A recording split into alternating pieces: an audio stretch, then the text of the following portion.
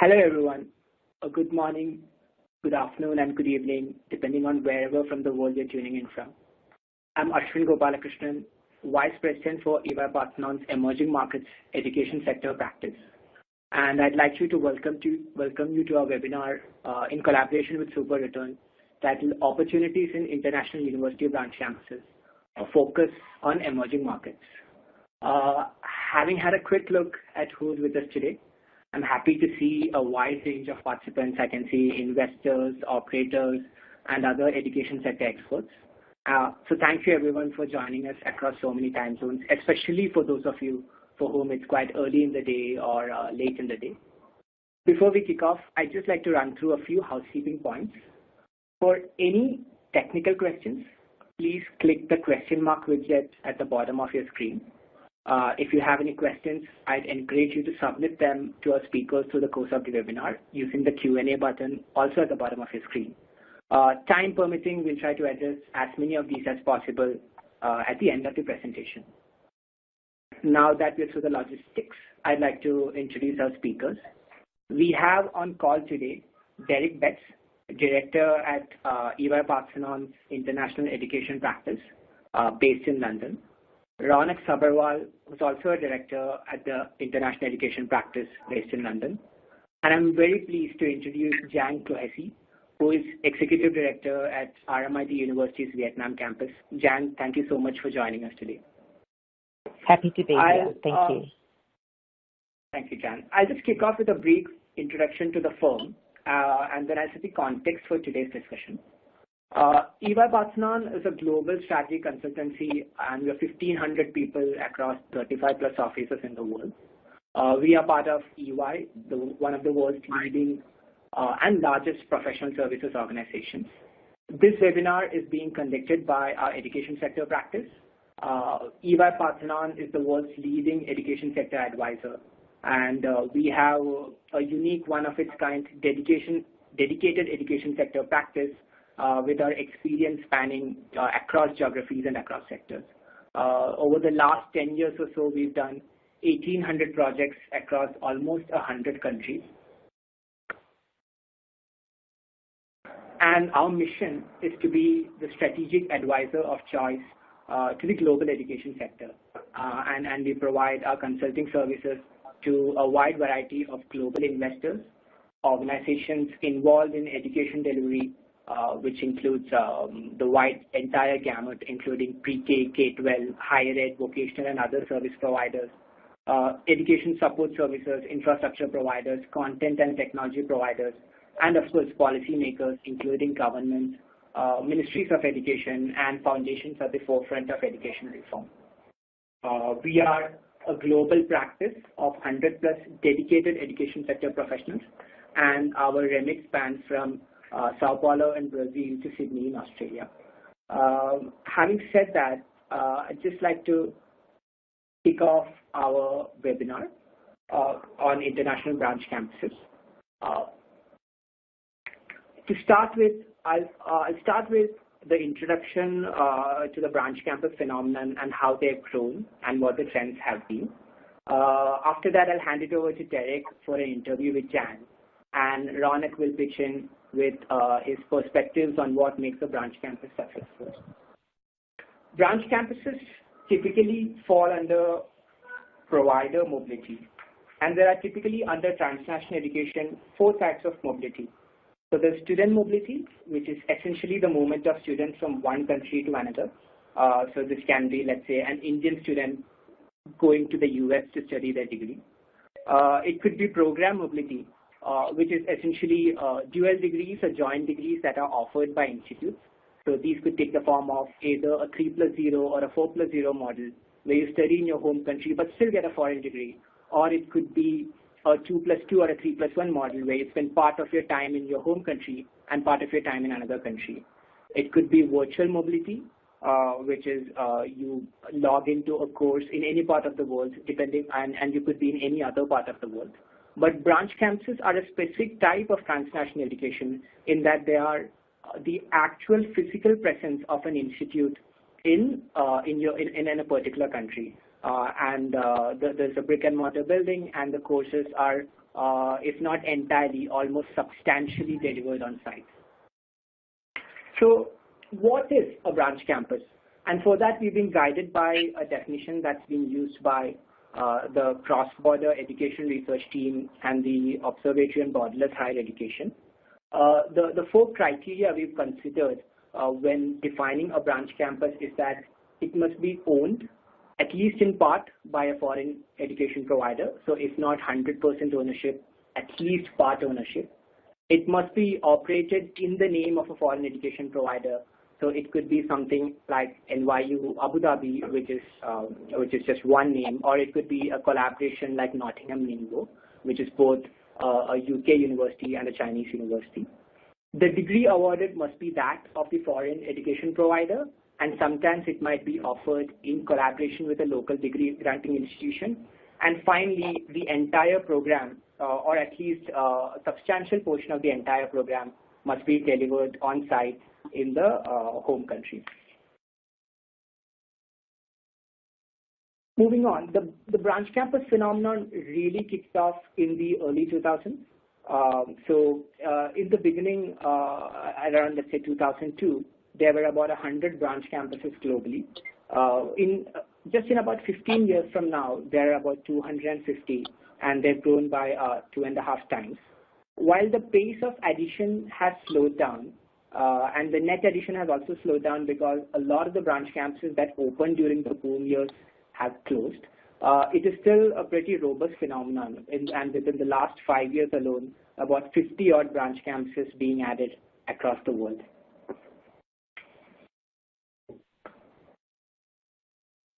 There is at least one international branch campus in each country, with 80 countries having some presence of a branch campus. If you look at the world map there, you'll see that Africa, parts of Central Asia and the Middle East, excluding the GCC, and Latin America remain the next frontier in terms of where branch campuses are yet to make their presence felt. But besides that, they're pretty much present in every part of the world. About 3/4 of branch campuses are in emerging markets or developing markets. So these are markets where per capita income is perhaps a bit lower and the economy is not as diversified. And if you look at where branch campuses have been added, about 4 in 5 of them are also being added in these markets. This is not surprising because these emerging markets typically have a poor quality local provision. And students who perhaps cannot afford to travel and study in a foreign country, and therefore it makes sense to have branch campuses in these countries because it provides some access to an international education while staying rooted in their home country, thereby saving on living and other travel expenses. But if you take a closer look at the data, even though there is one branch campus in at least 80 countries, about 5 countries account for 55% of these branch campuses in the emerging markets. And China, UAE, Malaysia, Qatar, and Singapore leading the way. The remaining 74 branch campuses are split 1 or 2 each across a wide variety of countries, which range from Bahrain to Brazil. But there's a concentration of branch campuses in the countries of China, UAE, Malaysia, Qatar, and Singapore. Partly, this is driven by a regulatory regime which is open to international universities coming and setting up in their own country. So if you look at China, UAE, Qatar, to a large extent, the branch campus phenomenon in these countries has been driven by a relatively open and welcoming regulatory regime that have invited some of the best universities worldwide to come and set up shop. In the UAE, you can find solutions for branch campuses that range from turnkey solutions in Abu Dhabi to heavily subsidized rents in Dubai. In China, they are housed within local universities or campuses. And in Qatar, as part of the education city, the government takes care of pretty much all the approvals and the other process that you have to go through.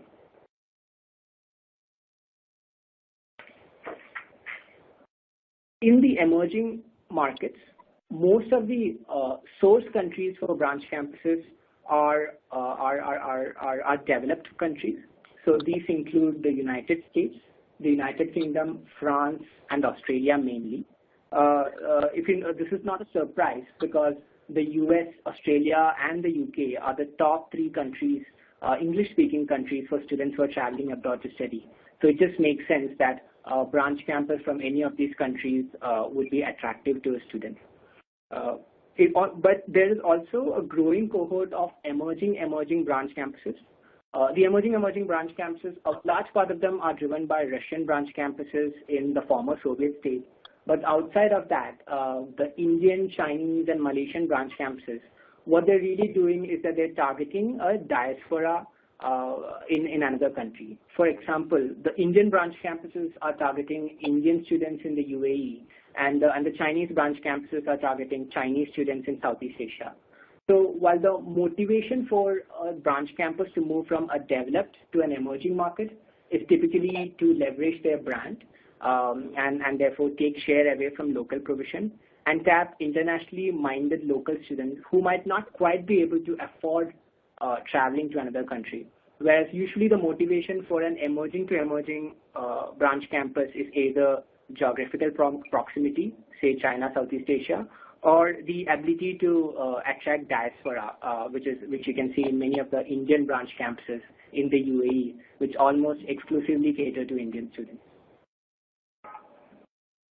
There are 3 configurations of branch campuses.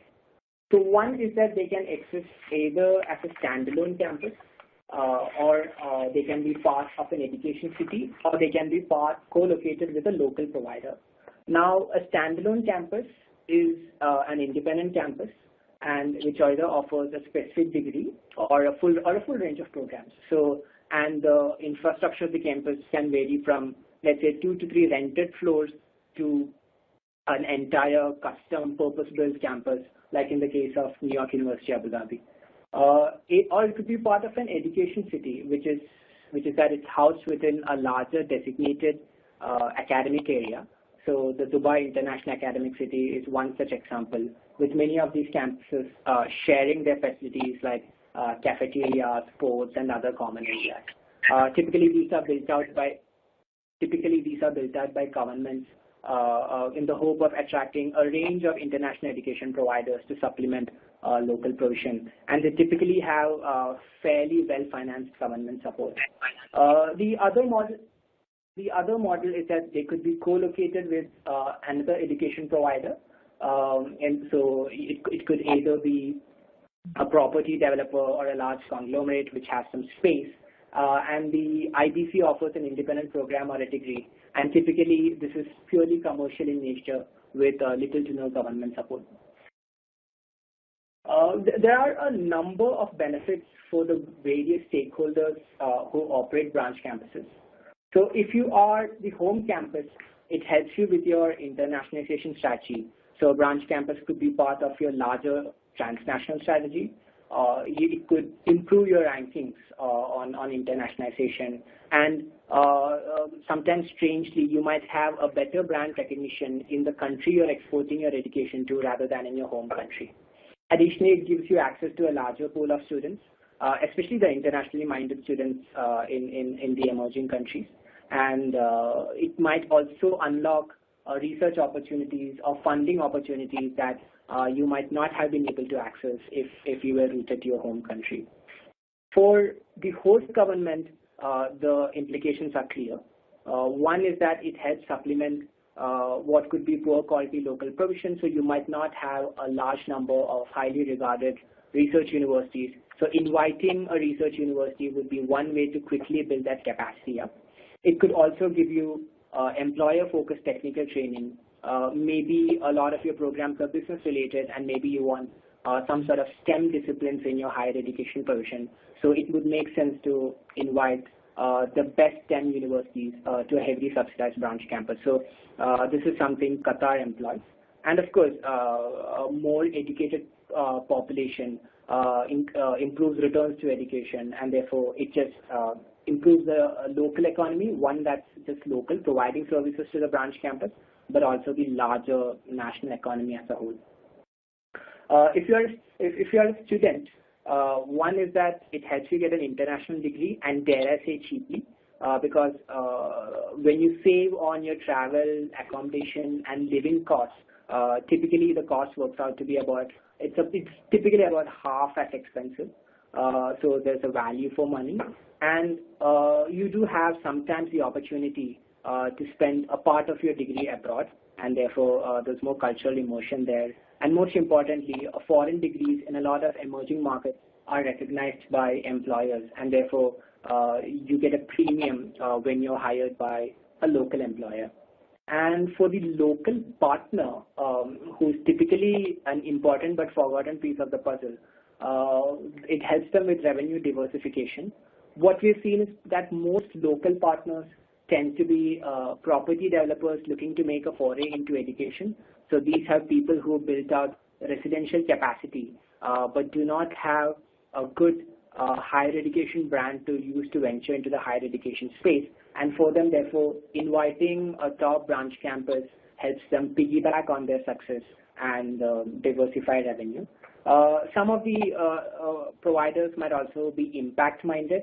They could be guided by philanthropy and with a genuine requirement for raising the standard of education in their country. So that's possible. And typically, they know how to make a return on the money that they invest, because they find returns in leveraging their shared services across marketing, infrastructure, procurement, and other administrative services.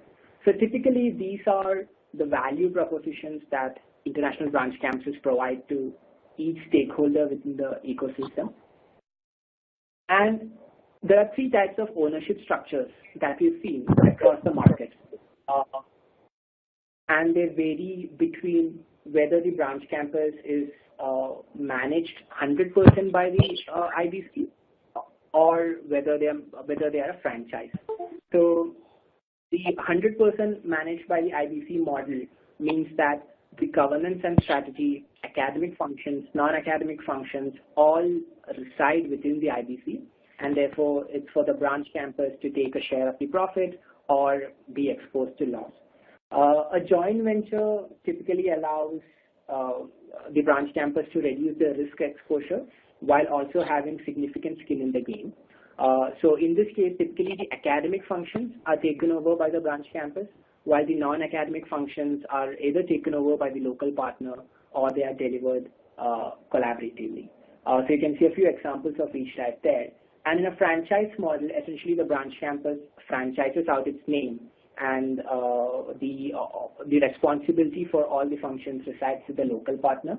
The branch campus essentially just lends out its name and takes out a share of royalty, and therefore it's incumbent on the local partner to execute the branch's vision. In each of these models, the other deciding factor is the level of government support. So some governments interested in improving their higher education system go as far as building out a custom-built campus with a turnkey solution. And in some other markets, the government support is limited to, let's say, providing subsidized rent on common spaces or on buildings. So that's the other variable in the branch campus model. So to sum that up, what I would say is that the branch campuses as a phenomenon continue to show strong growth. Perhaps the rate of addition has slowed down from the past as institutions have become a bit wary of the boom years and are carefully considering the trade-offs involved in setting up a branch campus. Typically, there is value to all stakeholders involved, and the most common configuration, therefore, we see is a developed market to an emerging market branch campus, typically the country exporting its education band to make it accessible at a less expensive price to a larger pool of students. There are a variety of operating models involving different degrees of control, and the level of government support is also an important variable which determines how successful a branch campus is.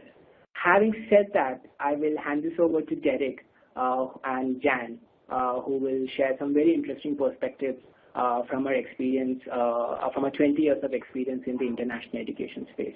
Over to you, Derek. Thanks, Ashwin, and good morning, good afternoon, and good evening, everyone. My name is Derek Betts, and I'm a director in EY-Parthenon's London office, and I'm delighted to be joined by Jan Kohisi from RMIT's branch campus in Vietnam. Good afternoon to you, Jan. I think it was a good evening. All right. I think Jan had dialed in, but unfortunately, has dropped off. Perhaps what we'll do is we'll move on to the next section, and we'll try and get Jan to join for this the last part of the call. So I'm going to hand directly over to Ronak, who will talk through the perspectives of what success looks like from our operating branch campus. And in the meantime, we'll try and get Jan back on the call for afterwards. So over to you, Ronak. Thanks, Derek. Hi, everyone. My name is Ronak Sabharwal. So I'm going to talk a little bit about what some of the perspectives are on success for international branch campuses. As Ashwin mentioned earlier, we have seen a slight slowdown in the rate of growth of opening of new campuses. And the reasons for this is branch campuses are not always successful. There are sort of several factors which drive branch campuses to sometimes underperform. I'm sorry, everyone. I'm sorry. I'm back online. Can you hear me? Hi, Jan. Yeah, we can hear you. Jan, can you hear us? Sorry about that. Yes. Sorry. Something happened with my phone. Yes, I'm back online. No worries. Okay. Well, we're going to put Ronak on pause for the moment, and once we then go back to the agenda. So, Jan, I'm not sure where you dropped off, but I was just briefly introducing you and saying how fantastic it was to have you join us today.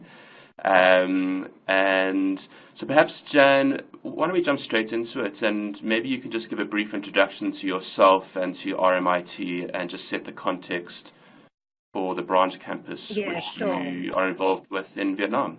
Yes. So RMIT Vietnam was established 18 years ago. I'm pleased to say I wasn't here 18 years ago. I've only been here for 5 years. But I'm the executive director here, so I look after all of the external parts of the university, including all the student recruitment and marketing. And prior to that, I had 4 years in Monash, Malaysia, doing very similar things. So I have an interesting perspective because I've had 2 different experiences with branch campuses, and I think that the experience in Malaysia is very different to the experience in Vietnam. I mean, they're very different countries, of course. Yes. And the campus here, we have about just under 7,000 students. So we have our main campuses in Ho Chi Minh City, and we have a smaller campus in Hanoi of about 1,000 people. So it's by, I think, branch campuses, it's a pretty good size, and for the period that we've been here. I think the significant difference, say, between Malaysia and here is that a large majority of our students are required to come through our English language program. So the campus has, a good feeding program through its English language program, which also brings some good riches to the university as well. Instead of just those 3 years of study or more, there is a pipeline of students that come through our English language program. Okay. And maybe just a bit more context around your students, Jan. Are they mostly domestic students? Are they international students? Are they coming for a full 3-year undergraduate program, or is it a 1-year program in Vietnam and then going to Australia? What's the kind of the composition of your student demographic? So it is mainly domestic Vietnamese students. So that is changing. About 3 years ago, we started really promoting much more in the region. So now we have about 8% international students, whereas a few years ago it was about 2%. So it is changing. The students do tend to come for the complete degree. We offer undergraduate and postgraduate. Our postgraduate programs are limited, and we've just started offering PhDs. So about 500 students a year would travel to our campus in Melbourne to go on exchange for 1 or 2 semesters. and about 100 to 120 students a year would transfer, so that kind of 1+2 or 2+2 depending on which program. So, and we're seeing, I mean, that's still small numbers, but we're seeing that trend go up. Okay, understood. We're also seeing an increase in students doing their undergraduate here and then doing their postgraduate in Melbourne. Understood. Okay. And just one more question on some more context. What is the kind of operational ownership structure of the branch campus? Have you entered into a partnership with anyone? What's your support from the government, etc.? Yeah, so the government asked us to come and establish, so we were actually approached by the Vietnamese government about 20 years ago to set up. And we set up actually with a philanthropic donation from a guy called Chuck Feeney, who used to own duty-free shops in America, an American. But we set up as a company. We do not have a local partner. So it really is RMIT, though we set up as an independent entity in Vietnam. We are the only foreign university in Vietnam that comes under the foreign investment license. So we don't sit under even though we work very closely with the Ministry of Education, we are a little bit different in that we sit under foreign investment, which is quite different for other universities in Vietnam. Okay. Great. Well, that's super helpful context. Maybe just the next kind of line of questions is what's the main rationale for RMIT operating a branch campus? Can you just walk us through the dynamics between is it for commercial reasons, extending the brand, ranking? It would be helpful just to understand the strategic rationale from the home campus point of view. Yes, it's probably a combination of all of those. Definitely, and in all sincerity, we wouldn't be here if we didn't think that we're giving back to Vietnam. So, that's definitely a driver. And in giving back to Vietnam, in producing fantastic graduates who are now leaders in industry in the country, we actually, I suppose, we have elevated the brand of RMIT in Vietnam, which is really important to RMIT. So RMIT sees this as its kind of jewel in the crown in Southeast Asia. So it's a springboard for a variety of different, it could be brand elevation. It also could be, and it was referred to earlier, having a campus here enables RMIT to have access to EU funding, which it would not have access to in Melbourne. So that's a real plus. Influence, we work with governments around ASEAN, doing training, exec ed, government training. So it really has lifted the brand. Of course, we have to make money. We're not going to be here. We're not subsidised by the local government. We're not subsidised by RMIT in Melbourne. So we do have to produce a profit. So it is, we do have to drive those numbers and make money. And we wouldn't be here if we couldn't do that. But it does do more than just making that money. It really is that reference to elevating the brand, having a presence in Southeast Asia where everything is happening. The other thing, which is very interesting, is that it elevates RMIT in Australia to have a branch campus. If you think of that domestic market in Australia, RMIT in Melbourne is able to promote heavily the fact that it has a branch campus. Students have an opportunity to come to Vietnam, to study in Vietnam. Students have an opportunity to come to Vietnam to do internships, which are not so easily available in Melbourne, for example. So it is almost a kind of a marketing tool that can be used by the university in Melbourne to set it apart a little. So I think that's also something that's really interesting that's happened, Sure. Okay, that's fascinating. And on the commercial side, Jan, I mean, there have been a couple of branch campuses internationally which have struggled commercially, and one or two have closed down, perhaps for commercial reasons and other reasons. Is that a concern with the branch campus at RMIT, or is it seen to be a commercial success? And just walk me through the kind of the tensions there between obviously Yeah. Doing all the fantastic brand extension that you mentioned obviously needs to be financially sustainable, but making sure that it actually truly is financially sustainable. Yeah. So look, there's always that tension that lies, when you're in a branch campus and that pressure. I mean, we have been successful. I suppose about 7 or 8 years ago, maybe that's about 7, was just before I came, there were issues with the campus in that inflation went through the roof. And this is one of the issues working or setting up in a foreign country like Vietnam. So something that we have very little control over. Inflation went up 2 years in a row, really shocking amounts. And so the university had to then, to cover itself, had to lift tuition fees significantly 2 years in a row, which had a sudden impact, an unplanned impact on the university. So over the last 5 years, commencing growth has been around about 9%. And higher. Last year it was higher. Commencing growth was around about 17%. Wow. So it's doing quite well. It's sustainable. We're in a situation where we feel protected. But the other thing around this is that RMIT does see its future in this hub of Southeast Asia. One of the issues that all universities in Australia are facing is the downturn of numbers perhaps from China. Yeah. So universities need to have a plan B if they're looking at international numbers, not just to purely see those numbers going to a place like Australia, which, is going to be under pressure because of branch campuses in China, perhaps, or as China's elevated its own local universities. So, RMIT is really actively trying to work in this region to ensure that we build our numbers here. We want to see really big growth, and we think that we can achieve it. Yeah, and on that, what is the ambition over the next 5 years in terms of total student numbers? I think you mentioned you had just over 7,000 today. What is the ambition for this time? Well, we don't want to be massive because, the brand is elite.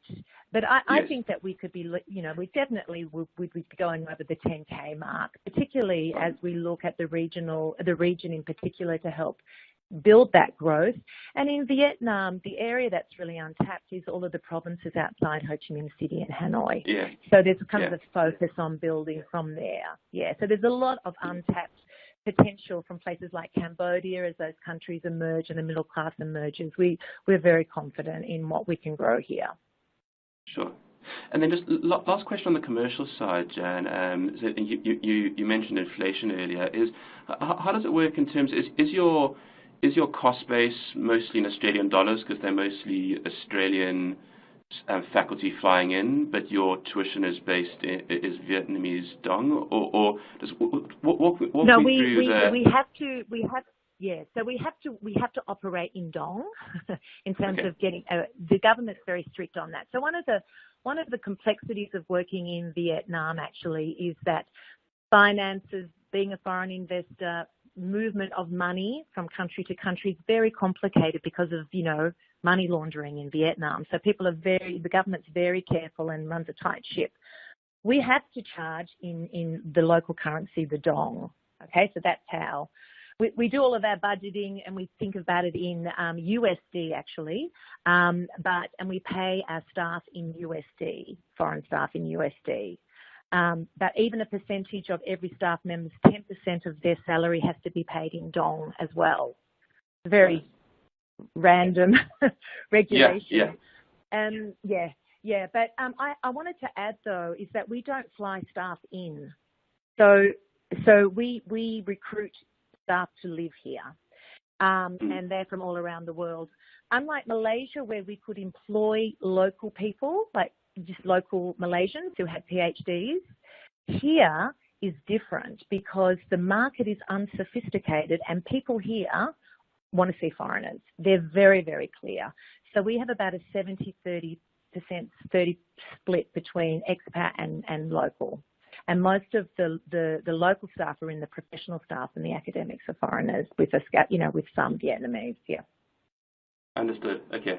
And then moving on, you touched on a couple of differences between Malaysia, where you were involved with Monash, and Vietnam, where you're currently involved with RMIT. what do you think are the kind of 2 to 3 main differences, both in terms of opportunities and challenges, in your experience between those 2 countries? Yeah. So Malaysia, brand Malaysia is really strong in terms of international recruitment to Malaysia. So you're able to capture a wide market. And in fact, because it is a Muslim country, it really opens up markets like Indonesia, the Middle East. So it's a really dynamic country to work in, because you can get that really big international mix, as opposed to brand Vietnam, which is really much lower on the totem pole. People still perceive Vietnam as a country that was at war and non-English speaking. So Malaysia has that attractiveness that Vietnam doesn't have, and we're working very hard to try and build brand Vietnam. But Malaysia's saturated. It's really hard work in Malaysia. There's so many branch campuses. Yeah. So it's for me, when I was doing the marketing and the recruitment there, it's very saturated. So you're just constantly competing. Here, the market's more open because there are less branch campuses. So I don't want to encourage everyone now to go and set up a branch campus in Vietnam, or I'm shooting myself in my foot. Yeah. But there are fewer. But Vietnam is more difficult to work in terms of government regulations. Whereas even though Malaysia has its own issues, it is freer and the government's much more supportive. Yeah. Understood. Okay. Jan, I'm getting told that we need to wrap up quite soon. So maybe just last question from me, Jan. If you were to give advice to someone, to an organization thinking about opening up a branch campus, what is the main advice that you would give them as they think about this? Yeah. So if they are thinking about it, the mistake I've seen actually in both of these campuses I've worked at is that people go in, they create a branch campus, and they found that they base that on a lot of bespoke systems. They don't actually follow the same systems than the home country. Admission systems, student administration systems, for example. I've seen a lot of mistakes made by creating a very separate processes and systems, and that's not really efficient. So you should be really leveraging off your home institution to ensure that your admissions are the same, the way that you do payroll is the same, you're using the same CRMs, things like that. It sounds really basic, but often I see branch campuses going on their own and doing it separately. And when those 2 systems do not mesh, there is a disconnect, and that's expensive. So that's a very practical bit of advice. And the second is that if you are thinking about it, the key is really, if you are able to, is to tap into the alumni that live in that country that were from that home institution. So, for example, RMIT's alumni from 20 years ago from Melbourne. We worked, when we first set up here, we really worked in using them to push forward and create relationships with industry and government, and to help build the brand. So the value of your local alumni should not be underestimated. Understood. Fascinating. Great. Well, Jan, there may be some time at the end for any additional questions, but conscious of time, so we're going to have to move on. So I'm going to hand back over to Ronak for the second time, and he's going to walk us. Sorry, and I do apologise. I don't know what happened with my phone. Sorry. Not at all. Thanks so much, Jan. But Ronak, why don't you take us away on the perspectives of success from a branch campus perspective? Sure. Thanks, Derek, and thanks, Jan. That was very insightful. Hi, everyone. Going back to sort of the discussion around perspectives of success, I think when we look at branch campuses across a lot of the large emerging markets, if we simply define success, for simplicity's sake, with campuses which have achieved an enrollment scale of over 1,000 students, what we see is that across the various markets, the number of campuses which have actually been able to achieve this kind of scale varies. Malaysia is the one market where almost 2/3 of the campuses open there have been able to attract and achieve that kind of scale. However, in all of the other markets, it's relatively low. This is partly due to campuses being set up to the point that Jan was making earlier, those kind of, suffering from low enrollment scale due to various reasons, as well as being unable to be financially sustainable. Some of the factors which could contribute to this, I will discuss shortly. There are also certain situations where political changes around government policies towards foreign universities change, as well as there is domestic pushback sometimes from local providers, wherein there is pushback to the government for certain policies towards these branch campuses. And so these are some of the factors which actually cause branch campuses to fail and sort of to be subscale in a lot of the markets that they end up opening in. It's important to understand that branch campuses, international branch campuses, are a long-term play. So if you look at the large, successful branch campuses across all the markets, China, the UAE, Malaysia, they have all been in operation for over 10 years. So it takes 10 to 15 years for them to achieve the kind of scale and success that they have. So it's important for operators looking at the international branch campus route for transnational education to keep in mind that it is a fairly long-term play. That being said, let's sort of look at what some of the important factors are to consider with regards to setting up of a branch campus and some of the important pitfalls to try to avoid. When you look at the life cycle of a branch campus, we break it up into 3 phases. There's the planning phase, the execution phase, and the operations phase. And at each of these phases, there are certain critical questions to be answered in order to ensure that the branch campus has a higher likelihood of success. During the planning stage, it is first critical to understand the demand of the host country and whether the branch campus will actually be sustainable if there is enough student demand, either from domestic students or from international students coming from the region. From the regulatory standpoint, there's 2 important factors to keep in mind. The first is what the government's regulations are towards attracting and providing support to international branch campuses setting up in their countries. It is also important to have very strong relationships with the regulator, as these regulations tend to undergo change from time to time. The third aspect is identification of a suitable local partner and investor. This is critical both from a sort of domestic market regulations as well as cultural standpoint, as well as from an execution and operational capability in order to be able to leverage synergies of the local partner and investor. On the execution side, it is important to have a very clearly defined relationship with the home campus. The relationship sort of stems right from whether there will be teachers moving from the home campus to the destination country, what the academic and other support functions look like, going back to the point that Jan was mentioning. So it is important to have that clearly defined. The second aspect is adaptability versus replicability. So it is critical to keep in mind what aspects of the home campus want to be replicated as is versus which aspects need to be tailored to the market in which the branch campus is actually opening.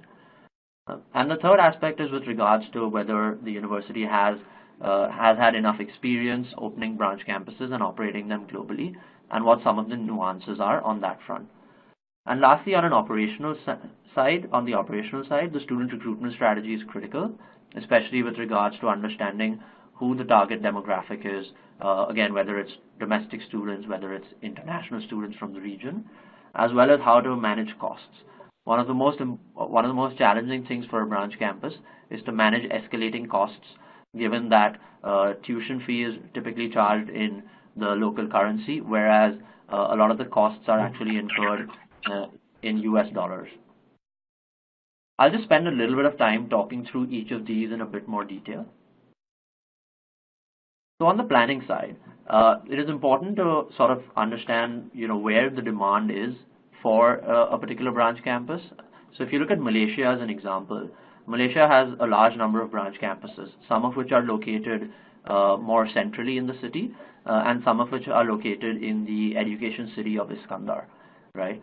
And typically what we've seen is that the campuses which are located outside of the city in Iskandar are the ones who have found it more challenging to scale from an enrollment basis, whereas all of the campuses which are located more in the city center have actually been able to achieve significant scale on the enrollment front.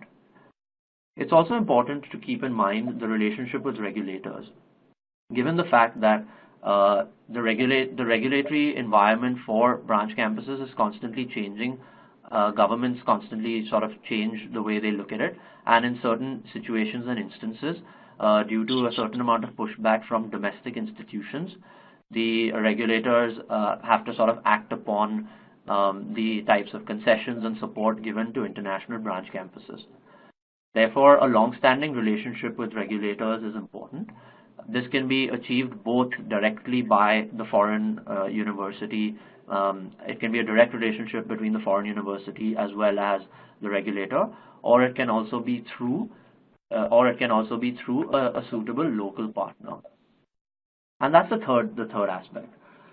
A local partner can sort of be anyone from just a business conglomerate in the host country to a property developer, as Ashwin was mentioning earlier, to a more financial investor, to potentially an academic institution, right?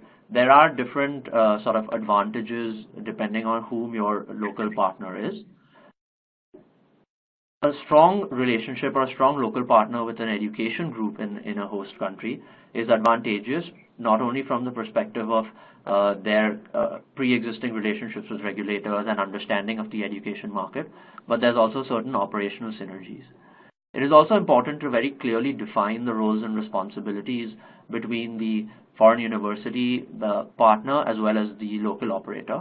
Typically, what we've seen is that the academic responsibility is usually held entirely by the foreign university. Infrastructure is managed by the local partner, and the non-academic functions around student recruitment, marketing, etc. can vary depending on whom the local partner is and what the arrangement is. On the execution side, integration with the home campus is sort of table stakes, especially in the early years, as it takes time for a branch campus to actually ramp up and build a reputation. It is very important to have a very clear, defined structure in terms of the operations of the branch campus as compared to the home campus, who will sort of manage it, and what the relationship is in terms of both intellectual capital flowing from the home campus to the branch campus, as well as sort of human capital in terms of whether it's faculty and other expertise and support being provided. What is important to keep in mind is the degree of integration typically is high during the first few years of the branch campus, and ideally that's something that you want to ramp down to a certain extent over the course of time in order to manage costs and ensure that the branch campus itself is sustainable. When you think about adaptability versus replicability, it is important to sort of tailor the offering of the branch campus to the local market requirement, while at the same time being able to maintain a certain standard of quality with which the foreign branch campus, the foreign university brand is associated with. So for example, in China, the Liverpool campus has replicated its entire infrastructure. The Ningbo campus has a look and feel very similar to the home campus. The courses are accredited by Liverpool. However, the disciplines are more catered to the requirements of the Chinese market, as opposed to just sort of a pick and drop of curriculum and courses from the Liverpool home campus. With regards to sort of success on actually opening branch campuses and executing them, typically what we've seen is that that branch campuses would usually start off with small partnerships, try to get a look and feel of a new market before they enter it with a full-fledged purpose-built campus.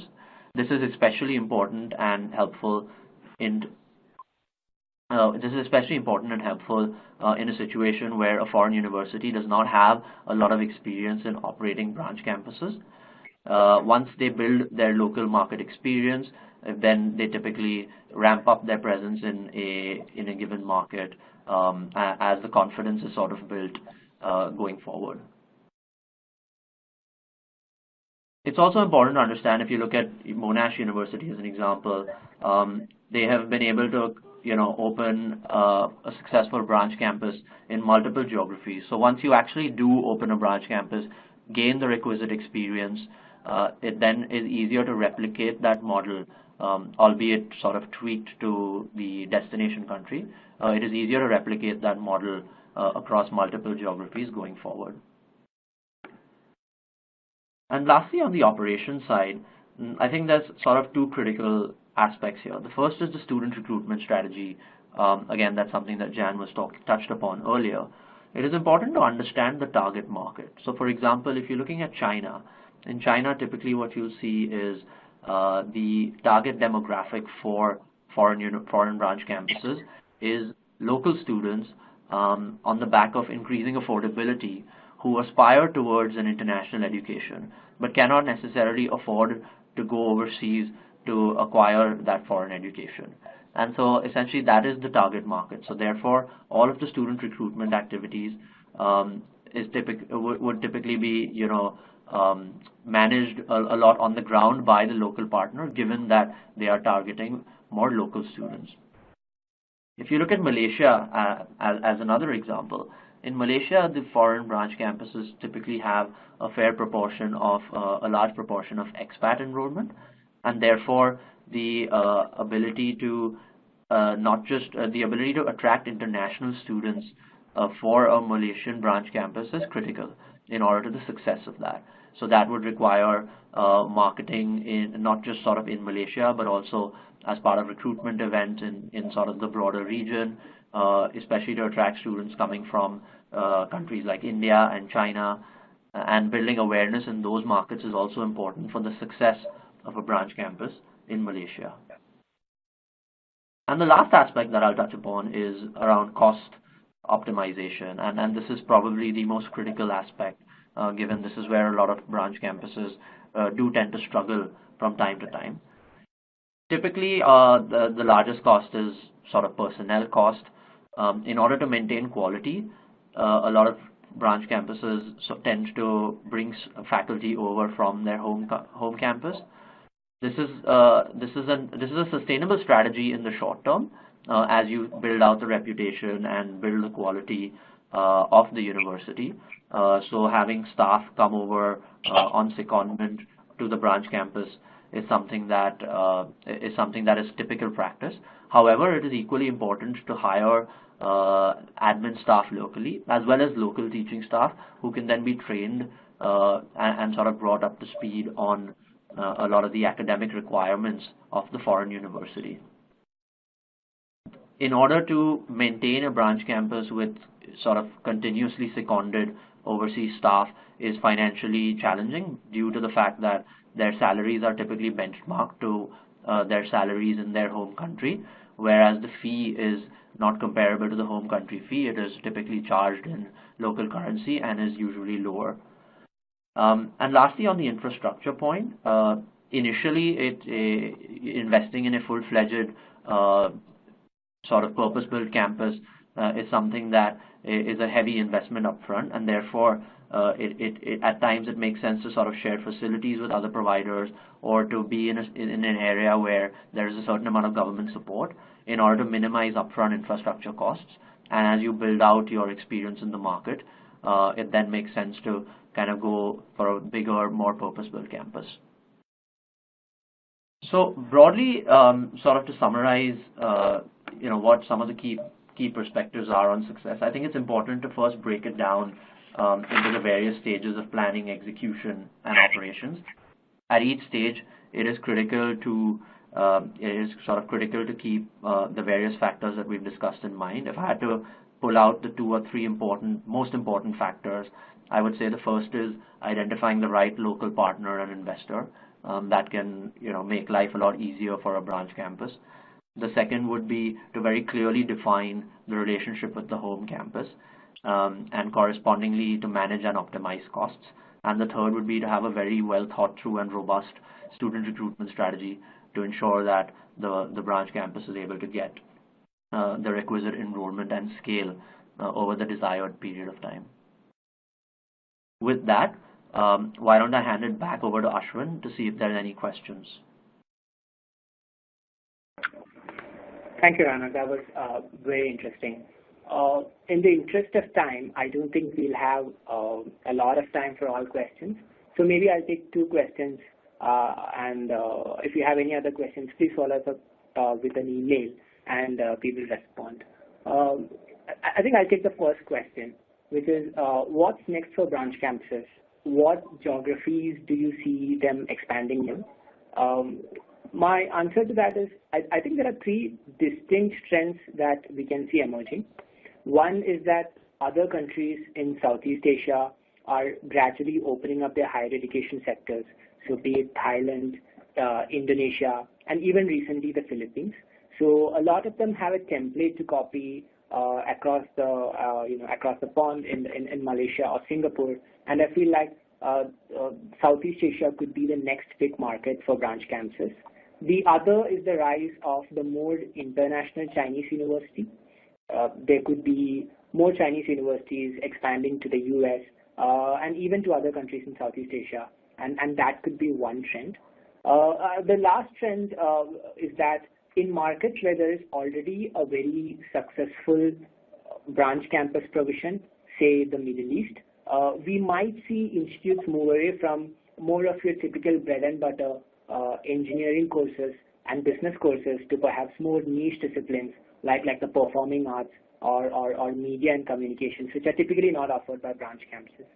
I think we have time for one quick question, and I'll hand this to you, Ranak. Ranak, in the operating models that you've seen, which range from 100% IBC owned and operated to a franchise model, what in your opinion works best, or what has the experience been? Sure, Ashwin. So I think the answer to this is sort of it depends. The model that a branch campus should kind of operate under depends on various circumstances, as well as it depends on the strategy of, as well as it sort of depends on the strategy of the foreign university and what they're hoping to achieve.